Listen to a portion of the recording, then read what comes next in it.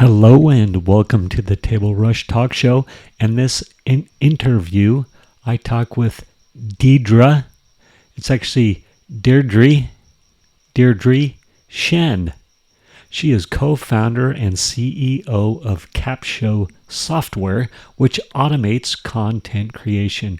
And in this interview, taken live at Russell Brunson's Mastermind in Paradise in Cancun, Mexico, Deidre gives her top 3 secrets on how to start and bring your podcast to market. She also breaks down her 2-hour process for creating all her content for the week. It's awesome. Not to mention, Deidre is charming, smart, and fun. Listen, learn, and enjoy. And as always, subscribe, like, follow, comment, all the good stuff. Enjoy this interview with Deirdre. You know when someone is selling from stage and at the end, the audience gets up and rushes to the back of the room to buy? That's a table rush. My name is Mischa Z, and the Table Rush Talk Show is all about bringing you the tools, strategies, and tactics that you can use to grow your audience and inspire them to buy. Hello? Oh my gosh. We are live, people, with Deidre. Live, we're doing it. All right. All right. I'm excited. Yes, good. Welcome everybody to the Table. Co-founder and CEO of Capsho. Now Capsho, because I know with my accent it sounds like capture. Right. Yes. But that's my Aussie accent. But it is Capsho, Capsho. Fantastic. And Deidre helps podcasters monetize their content. Yes, Yay. I do. So good, which can be a challenge for people, right? Yeah, totally. Because a lot of us, especially as business owners, we start a podcast because we're kind of here, or we're told that it's a great way to generate leads or get authority, create visibility, all of that. But then it doesn't happen. Yeah. And we're left wondering, well, now what? we're doing this thing, we're creating all this content, but now what? What do we do with it? So that's when we come in and we help with that. Yeah, fantastic. Yeah. And you've got a whole little software platform that automates a bunch of it and creates exposure and all sorts of fun stuff, right? Yeah, we do. Yeah. Fun thing to know about Deidre, she has 4 podcasts. 4. So tell me, you've created 4 podcasts. For anybody out here watching, people are watching right now. They have some level of success with their business. They know they want to start a podcast. Like, give me some tips. Give me like the top 2 or 3 things that come to your mind for that fledgling podcaster. Yes. So the first one, I think that that tripped me up to begin with was like, you just got to start. I think a lot of us get hung up on the perfection. It has to have a really well-produced intro and a really well-produced outro, and it has to have like quality sound. You know what? No one cares about that stuff when you're first getting started. Yeah. You just want to start getting out there and getting known for what it is that you do. So that's probably my first thing is like, don't even worry about all that stuff to begin with. Yes. Just get started, and then you'll learn that other stuff, and then you'll tweak it and you'll iterate and you'll improve it. And that's what we're constantly doing as well. Yeah. Sure. Yeah. So that's the first thing. Okay, good. I would just want to say one thing to that. Yeah, I think that whole bit of finding your voice in podcast land, right? And the only way to do it is to get after it. Yeah, I can tell you, like, the first ever podcast that we started, which actually falls into a statistic that you always talk about, is it was back in 2018. Actually, we started our first ever podcast, and it was actually live. It's actually on iTunes, but we only ever released 2 episodes. 2 episodes. Yeah. So the statistic is this: 7 out of 10 podcasts do not make it past 10 episodes. Yes. Right? Yeah. Exactly. That's pretty heavy. That's pretty intense, I think. But so you made it to 2. We made it to 2. Yes. But I think the thing was that at the time, we did the thing where we were like, okay, we just kind of want to get started. Yeah. But the flip side to that of just getting started is we didn't know who we were talking to. We didn't know exactly what we were talking about. And I think that's where we lost juice with it. So I think that's probably the second thing I would say. Is like, obviously you want to get started, but the second thing is that you kind of have to know what you're talking about and who you're talking to. Yeah. Those are incredibly important because without that, not only will you lose juice for it, because you don't really have like a theme, you don't really have, you know, a path that you're following. Yeah. But I think very quickly your listeners might be, unless you're incredibly entertaining. Yes. But other than that, your listeners might be like, I don't really know what I'm tuning in for. So Yeah. So that would be my second thing. We just saw our coach Vince, who we love. Oh, hey Vince. Hey I think Vince. you might be Yeah, on. right. You might be listening, right? But Vince likes to tell me, Mischa, your charm is not a product. And I'm like, oh no, darn, I know. Said it might help you sell, but it's not a product. Oh, Vince. So if you're listening. Yes. Yeah. So that would so you got to know your niche. You got to know who you're talking to. Yeah. So get started. Just get started. But you got to know your niche and who you're talking to. Yeah. And I think the third thing is like you've got to actually market it. Oh. Right? Hey, like yeah. you've actually got to get the podcast out there because it's one thing to start it, and it's great. It's great if all you're doing is just trying to like create content and just find your voice and just know what it is you want to talk about. But if you want to actually make it a thing and generate leads from it, you're going to have to actually promote the thing. That's a great point. Tell me, do you think there's a best time to start marketing? Or do you think, you know what, you're starting your podcast, get used to marketing? 100%. Like, you just have to. I mean, this is the thing that we're right now in Mastermind Paradise that Russell Brunson from ClickFunnels is putting on. And he always says that as business owners, you're actually not a business owner or not an entrepreneur, you're a marketer. Yeah. Right? Like you are a marketer. So I think that's across everything. So especially we're talking about podcasting. Especially if you have a podcast, you want to just get used to marketing it. But honestly, if you have a business, you just got to get used to marketing it. So it underlines everything that we do. As for somebody who's new with their podcast, what would you say is the best, like 1 or 2 or 3 tips on how to market, like how to start bringing your podcast to the audience? So the first thing is like you want to be as efficient as possible, smart with our time. Now, I say that, and a lot of people are like, oh yeah, repurpose, which is totally yes. But I'm also a big believer in using the platforms for what they're intended to be used for. So if we repurpose, which I'm actually a big fan of repurposing the concept or the theme, not necessarily the actual thing. Right. So in other words, we record this, don't necessarily repackage this recording, but take the concepts and the thoughts and what we're talking about and maybe create something written for it. And other ways and other creatives and other graphics. And obviously if you're on Instagram, Reels is a big thing. So creating Reels that are specific, things that are specific to that platform, that work for that platform. Because there's no point in creating content for content's sake as well, right? That's the other thing. You want it to get you visibility. Like you want it to get out there.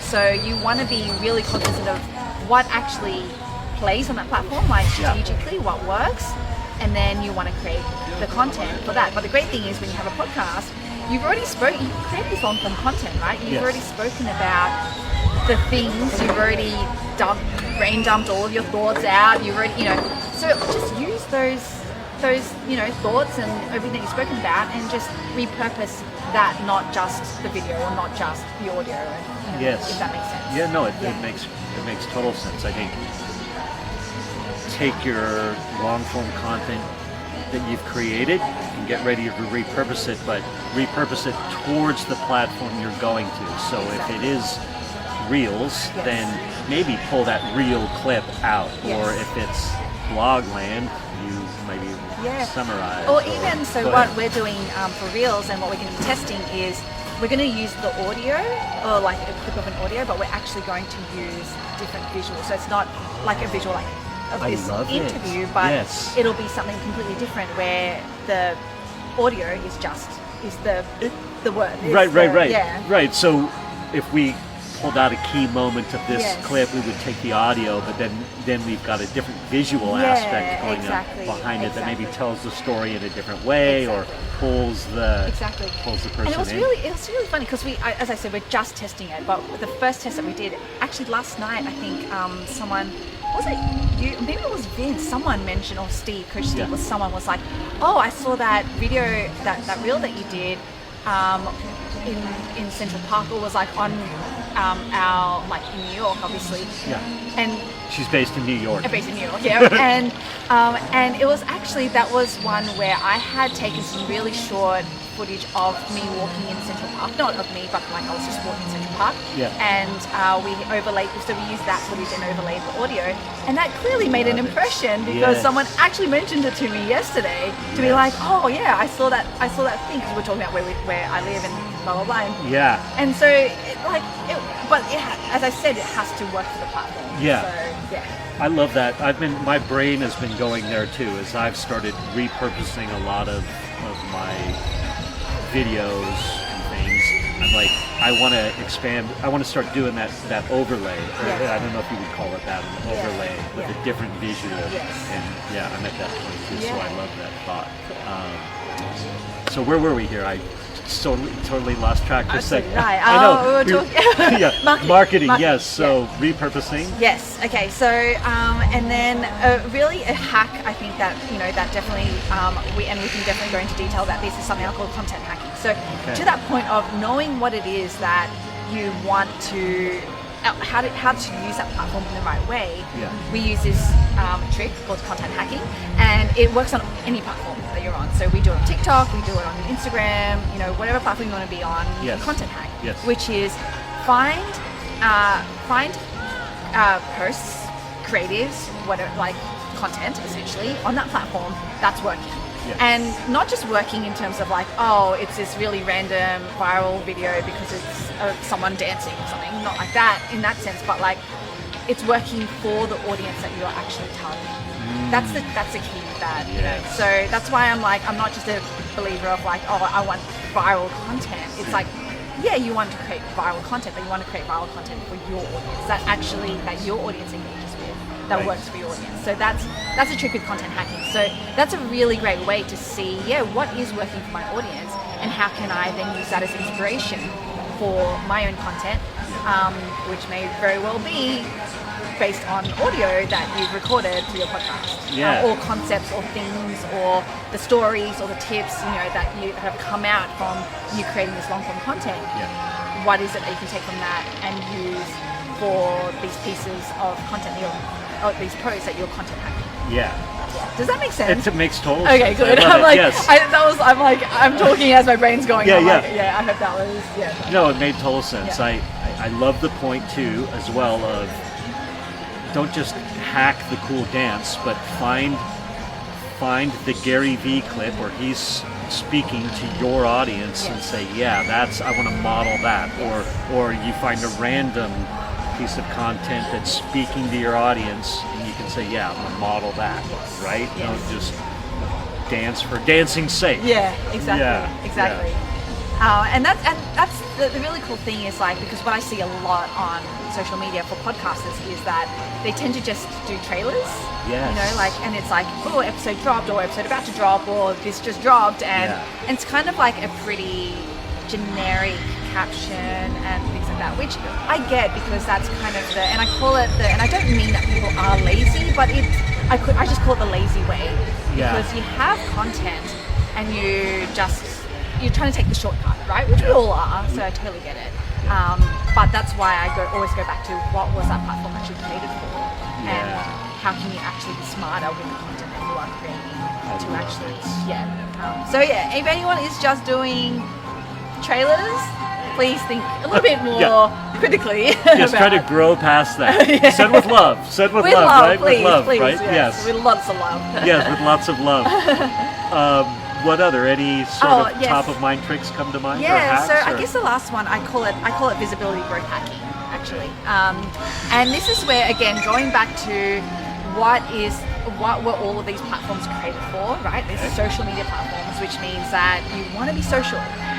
Which, as an introvert, by the way, I struggle with this. So, by the way, I say all this from a place of love, genuinely, because I've done it all. Right? Yes. Like this is Yes. Stumbling around. Exactly. Tripping over our feet. Exactly. I've done all of the things. And so this was one that I when I realized that I had to start doing this, I fought against it, like myself internally, because I was like, I can't be social. I'm not a social person. I'm not like this and that. But honestly, when I then started doing it, the difference it has made was phenomenal. So what that means is you want to actually be engaging with your dreamiest buyers, with your audience, and the reason why is because I always say, do we ever want to leave any of our marketing to chance? Do we ever want to leave it to hope? Right? We don't. We don't. And that's what especially if we're paying for some of it, right? Exactly. Yeah. And that's kind of what we're doing if all we do is post. Yes. Which is, I get it, it's a lot of effort. Yeah. But you're kind of like putting out into the world and you're leaving it to chance, right? You're hoping that someone's going to stumble across it. You're leaving it all up to chance that the right people are going to find you somehow. Okay. Amongst everything else that's right. out there. All the noise. Exactly. So so the way that I have to rethink about this is, you know what? I'm not going to leave it to chance or hope anymore. I'm going to want to be active about this. I'm going to want to try to get in front of it, and that is. Yeah, reaching out, and I don't mean in a spammy way, not like DMing, none of that, but like actually engaging, finding your dreamiest buyers on this platform, engaging with them again. Because what that happens is that they're like, oh, this person either said something really cool, or they complimented me, or whatever. Let me check. I wonder what they do. I wonder what their interest is. Okay. And then they head over to your profile. You've got an awesome, clearly awesome bio. Your podcast link is there. Like it's all, your content is great. Yeah. So then they're naturally going to be like, okay, well now I know this person. Let me check out what they do, what they talk about, and that's when you start creating like and trust as well. I love it. When they, because they're going to click on your podcast, they're going to start listening to the awesome content that you have, and that's how it happens. Yeah. So if I'm hearing you right, you're saying, hey, go find your dreamiest customers or the people that you want to interact with, and like comment on their stuff, like. Great content, or I love this thought, but authentically, like authentically, absolutely, authentically. Not just like dropping hearts on on randomly, but look for the people that strike a chord with you. And I think too, what's really valuable about that is, in my own path with that strategy, is that the upfront work is kind of a lot of work, like finding who do I resonate with, who do I authentically want to interact with, right? And for me, it kind of takes a while, right? You know what I mean? It's not like today I wake up, I'm gonna go interact with all these people, and you're like, I don't like a lot of these people, it turns out. Said with love. Yes. Did I say that right, do you think? Yeah. And that's actually, honestly, the point that I got to where same thing, I was like, I don't have time. And honestly, like, if you're a busy entrepreneur, you probably shouldn't be doing a lot of this activity. Yeah. To be honest. Okay. You should, in all honesty, be systemizing and delegating it. Yeah. Like, as soon as possible. Yes. And because that was the exact same point that I got to where I was like, oh my gosh, I am spending like 17 hours a week or something ridiculous on social media. It's just not worth my time. Yeah. And so I've got it down to an art where I only literally spend up to, so less than 2 hours a week in total for all of my social media activities, and everything else I have a VA doing it for. I love everything. it. And we're going to talk about VAs in a minute, so hang in there with us, because we have two things we wanted to talk about. Was one, like, hey, fledgling podcasters, here's some great tips. And number two, what if you're getting to the point of, I'm busy with a lot of stuff, I want to get a VA to help me with this. And before we speak to that, I think I love the idea of 2 hours. You've got it down to 2 hours. But my guess is you schedule it, right? Like, schedule the interaction with the social media. Don't. It's not every time I look at my phone. It's like, no, Tuesdays at 8 a.m. is my half-hour time block for the interaction, right? Is that? 100%. Yeah. So, do you want me to break the 2 hours down? Absolutely. I love it. Oh my gosh. Okay. So good. Thank you, Okay. Deidre. This is amazing. All good. Okay. So on Monday, I do 30 minutes with. I have a 30-minute meeting with my VA. So this is actually included. So my interactions even with the VA is actually included in these 2 hours of social media activity. So. 30 minutes on Mondays with my VA too, and what she does is she does the whole process of content hacking. So she'll go out, she'll find the inspiration, she'll, because she knows my business, obviously, she'll come up with her own, and she's listening to, because we record our podcast like a week in advance. Sure. Yeah, so she'll have heard the scheduled, not yet drafted podcast episode, so she'll know the theme already. She'll have heard all the, like the concepts, all the quotes, the tips, the stories, so she already knows all that. Yeah. She content hacks, so that's across reels, like posts, videos, everything. And then she'll actually come up with like, okay, this is the inspiration and this is the concept. Yes. For what we're going to be talking about, and this is potentially a draft caption as well. Okay. Now the draft caption she gets from Capsho, because that's what the software does. Yes. Yeah. So the software is a little bit like a client put it like it's a cross between Mad Libs and journaling, where you get asked certain questions because it's trying to elicit your story. You complete the prompts, and then it takes all of that and creates a bank of captions for you. Specifically short form captions designed for Instagram right now. So that's what that, so because I do that straight, so I record my podcast episode and I do Capsho straight away. That actually counts for some of my time on social media. And then my VA will pick that up, she'll do the content hacking, she'll see the captions that have come out of Capsho, and she'll propose, this is, I actually do 12 posts a week, which is crazy, and I can do that because I have this all systemized. The systemized, yeah. So she shows me my 12 grid of her proposal. So we'll spend that 30 minutes going, I'll go, oh, yep, love that. I think we should maybe go with this concept instead, or this theme, or let's just tweak it this way. So I'll give her my feedback, and then she'll finalize basically a list of things that she needs from me, which might be, I need you to record this reel, I need you to take these images, I need you to shoot this video, like whatever that is. And doing literally like shooting all of that takes me like 15 to 20 minutes. That's amazing. That's 15 or 20 minutes to create content. Like crazy. So that, and then basically I spend about 15 minutes like the other mornings engaging, doing like replying to comments and finding. So my VA as well will actually find my dreamies buyers. Again, she knows who they are. She'll go out, she'll find them. So I want that. I want a VA to find my dreamiest people to say, here's who you need to interact with. So I just go straight there. What? This is ridiculous. Okay. So that's some of the time, and then on Thursdays we do another half an hour, me and the VA, where she'll actually have created, have finalized all the, so because I've given her the raw, because on Monday after our meeting, she's given me a list of the things to create. I've created it, I've just given her the raw files, so I don't do any editing myself, none of that, because she will then have spent time doing that, and then on Thursday we'll come together and she'll show me the final reels, the final edited image, all of that with the captions. And sometimes if there's any grammatical things or whatever, clean up, I'll just quickly go in and clean up, but that's it, that's literally it. That's amazing. I mean, that's amazing. It's pretty cool. So real quick, if you want to see more of what Deidre's doing, and I will at some point come back to this and put it in the show notes, but tell people what's your Instagram handle so they can see what you're doing. Yeah, Deidre Tshien is the, so I have two Instagram handles, Deidre Tshien or Capsho HQ. Headquarters, I couldn't get Capsho on its own. No. I know, right? It's always such a bummer when that happens. So my primary is Deidre Tshien, DeirdreTshin. So that's on Instagram and TikTok as well.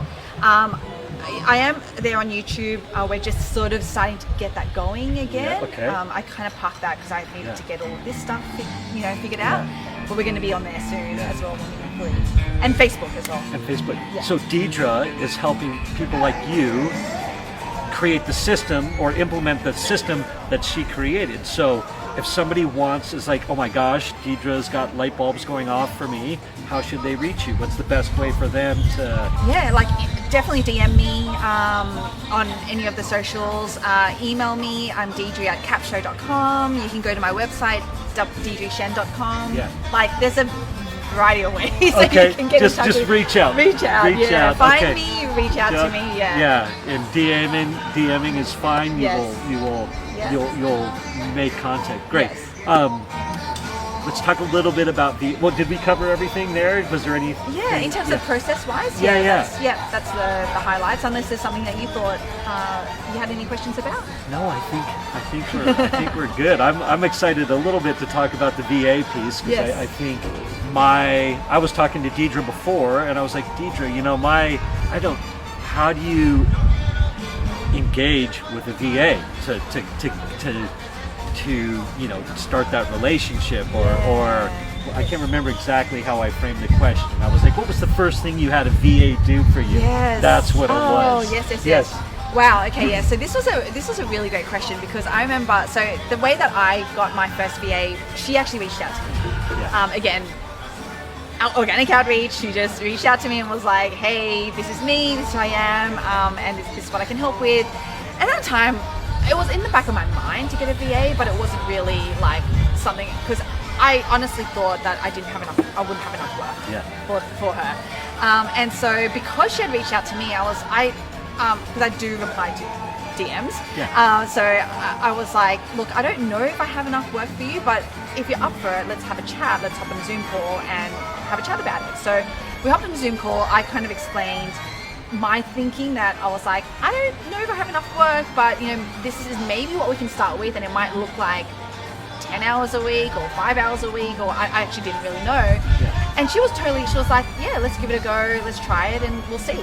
And so she actually helped me. So the first things, because I was running challenges every month, actually I was running a challenge. So the first thing that we knew that we needed help with was all of the support for the challenge. So everything from like letting people into the Facebook group, and making sure that all of their details are collected, and getting welcoming them into the group, checking in the back end with we use ActiveCampaign as our automated emailer, checking that they're all set up there and it's all working, like all of the back end admin stuff. And it was and that was awesome. And once once we had that help, the questions in my mind started changing. It wasn't anymore like, oh, what is it that I can offload on my plate? I mean, there was a lot of that, but it was more like, okay, well, what more now can I do? What more now can she do to actually add value to this business and to actually grow this business? That's been a game changer for us. Yeah. That's exciting for me. I'm sort of in that. I'm sort of in that space, right? Where, take the leap, take the risk, maybe start putting out some feelers out there. Was it you that said, who was I talking to? They said, hey, 2 tips about getting a VA. Make sure that it was Joseph. Have you met Joseph yet? Okay, he said, make sure that they ask about you and not are just telling you about themselves, and that make sure they're aligned with your vision. Is that 100%? Yeah. Right now, our VAs are Filipino. And they are the most loyal. I literally had a conversation with one of them the other day, and I almost cried. I think she was like, "You have given so much that you basically have someone for life." She's like, as long as you'll have me, you will. And the great thing is with that is that they understand your business. You don't want to be churning, as much as possible. You want to develop good long-term working relationships, right? So the best thing about that is that they know your business inside out. They go through everything with you, the number of iterations and pivots that we've made in our own business. And the poor team, they're because they don't love change. I'm just going to put it as a generalization. They don't love change. But I think we just did it to them so much that every time we do it now, they're like, oh, okay, cool. They just take it in their stride, and they've just adapted to how it is that we do business. Which is awesome. So it's definitely. I forgot where we started, but definitely I think they need to know. They need to know you, your culture. You have to build the culture with them as well. That's important, and definitely business. I loved what Allison Prince said this morning about, hey, we're entrepreneurs, and part of being entrepreneurs is we get to pick who we work with. So work with who you like, work with your friends, and it sounds like you have nurtured that relationship with your VA. That's very powerful. It is, So we have 3 VAs now, and I love all of them. I mean, sometimes they frustrate the heck out of me, like, but that's just natural, right? Right. There are some times when I'm like, what is happening? Like, why, but like seriously, I would not for the world. Like, I feel so fortunate that I get to work with them. Yeah. What would you say, quick off the cuff, top 1 or 2 tips for anybody that's like, I think I want to get a VA? Like, what would be like a good little... Just do it. Yeah, just do it. There. Just do it. That's beautiful. I love it. I think that's going to be the tip for everything. It's like, if you're ever doubting or thinking about something, just do it. Just do it. Because nothing is permanent. This is the thing too. I think this is the thing that we forget, right? Is that like, we get so caught up in like mitigating the risks and, thinking about all of the, it's like, it's not permanent. It's not permanent. If for whatever reason it doesn't work out, or you can't afford it down the track, or whatever, like, that's fine. It's not permanent. It's not great. It's not ideal, but like, it's much better to have tried it and done it and proven it or not proven it yourself than to be sitting in fear and not doing anything at all. Yeah. So good. So that's always going to be my answer. I love it. I think that, why do we even need to add to that? I mean, that was beautiful. Thank you for that. We're in Mexico right now. We're in Cancun area, actually south of Cancun, Hotel Xcaret, which is how amazing is this? How good is the food, right? Oh my gosh. I am blown away because, you do tend to maybe like set expectations a little bit lower when you're in a resort. Yes. But it has been amazing. Unbelievable, yeah. And the help, the staff, I guess, have been so great and super attentive. And Russell, if you're watching or get to watch, thank you for hosting this for us, bringing us all together. We got to hear Pedro Adeo today. Pedro, you crushed. I mean, that panel. What else did we get today? We got Ali Burke. She was awesome. Yeah. Obviously, Allison. Yeah, so Allison. good. And then what's was it Brian? Who was the numbers guy? I love Brian him. Bowman. Yeah. Brian Bowman, man. Yes. Brian I look forward to the day where. And I hope he's still with the 2CCX where I can take advantage of what he brings. Yes. Right? He just is so savvy. So, do you feel like we missed anything? Is there anything? I mean, I could talk about this for hours. So, like, honestly, I think we covered like the main things. But I'm not joking. I could talk about this stuff for hours. So maybe if anyone wants to hit me up, if they want to geek out with me on this stuff, totally happy to. Yeah, fantastic. Thank you, and thank you for so much for playing and doing some co-creation and putting ourselves out there. And I'm using all the new mic gear for people that have been watching me. So cool. Yeah, I've got some tips myself. Yeah, good, right, fantastic.